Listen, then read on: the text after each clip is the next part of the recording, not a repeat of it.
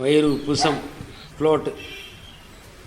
இந்த மாட்டுக்கு என்ன கண்டிஷன் பார்த்தீங்கன்னா, வயிறு உப்புசம். ஏன்னா ஓவர் ஃபீடிங்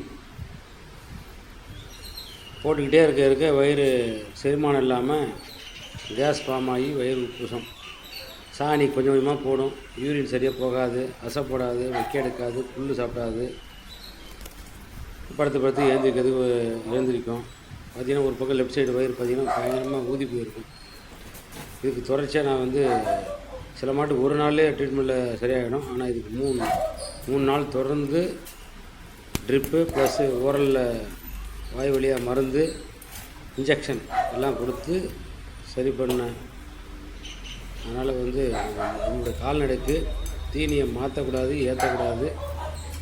டாக்டர் அறிவு இப்படி எவ்வளோ ஒரு நாளைக்கு தீவனம் காலையும் மாலையும் கொடுக்கணும், என்னென்ன கொடுக்கணுங்க தெரிஞ்சுட்டு கொடுக்கணும்.